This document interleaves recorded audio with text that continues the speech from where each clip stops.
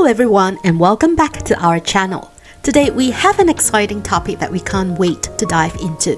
Whether you are a long-time subscriber or new to our community, we are glad you are here. Imagine arriving in an unfamiliar, exotic country for vacation. You've arranged for a local guide to meet you at the airport. But here's the question, how do you know to find the right person? You need to know their name and characteristics, especially with scammers around. Similarly, recognizing the 10 unique attributes of the Buddha is essential. These qualities reveal his extraordinary nature and help us identify authentic teachings, shielding us from misleading figures, including fallen devas or fallen gods. The Buddha is like an expert guide, leading us out of suffering and toward lasting happiness. But to a trustworthy guide, one must know the entire terrain. Imagine asking someone who's never climbed a mountain to take you to the summit of Everest. It wouldn't end well, right? Buddha is known as Lokavid, the knower of all types of existence. He doesn't just understand one path. He fully comprehends the nature of all existence, from the deepest realms of suffering to the highest heavenly states. During his enlightenment, he not only recalled all his past lives in various realms, but also saw how beings remain trapped in the cycle of rebirth and suffering. The Buddha knows the way out of this painful cycle, which makes him the ultimate guide on the journey to liberation. It is important to remember the Buddha as the knower of all types of existence because that reassures us that he is uniquely qualified to lead us out of suffering. Our second stop today is a typical Buddhist monastery in China, where the grandest building is called the Precious Hall of the Great Hero, named after one of the Buddha's attributes, Anuttara. Why is the Buddha called a great hero? Did he fight any enemies? In fact, the Buddha did defeat an enemy, but not through violence.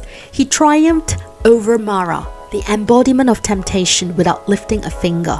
While other deities fled, the Buddha remained unmoved, ultimately conquering both external and internal foes. This is why Buddha is known as the unsurpassed victor, the one who overcame the inner obstacles of greed, hatred, and ignorance that prevent one to achieve the nirvana state, the state that is free from samsara, or the cycle of rebirth and suffering. Therefore, the greatest victories are those we achieve within ourselves. And true Buddhist teachers are those who have won their inner battles, not those entangled in worldly distractions. As we wander the monastery grounds, we might come across the mesmerizing statues of 500 Arhats. What many don't realize is that the Buddha himself held the title of Arhat. But what does it mean? Arhat means one who is worthy of veneration and offerings. This is because an Arhat has achieved the highest spiritual goal by extinguishing greed, hatred, and ignorance, reaching the nirvana state. An Arhat is pure, stainless, and has fully freed themselves from suffering.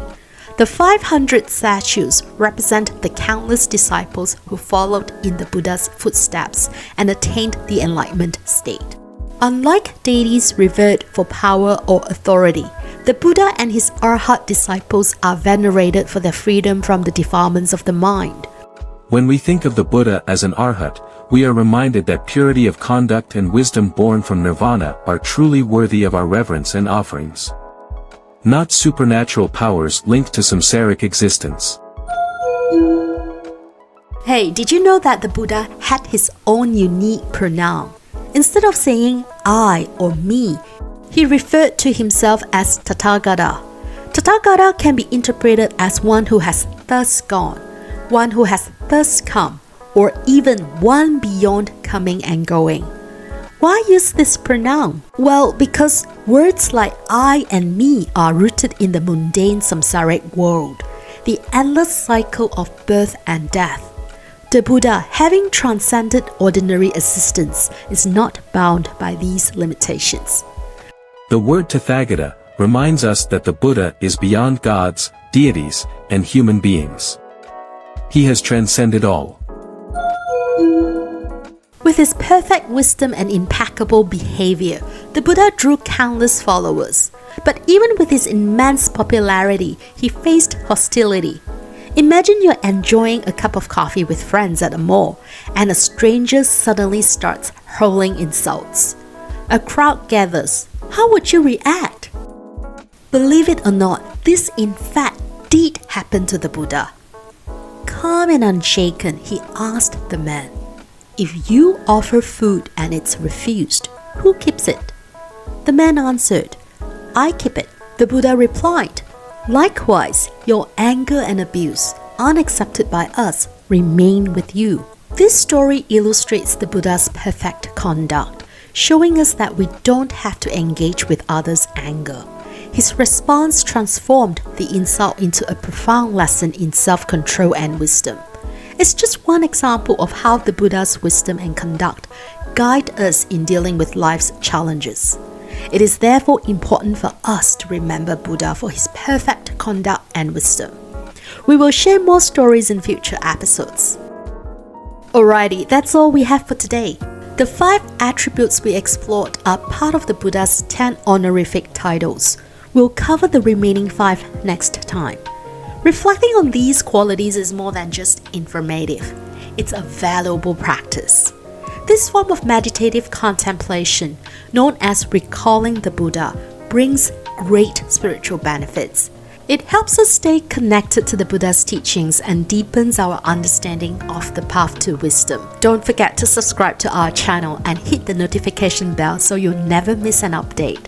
We'd love to hear your thoughts and questions, so leave a comment below and let's keep the conversation going. Adios.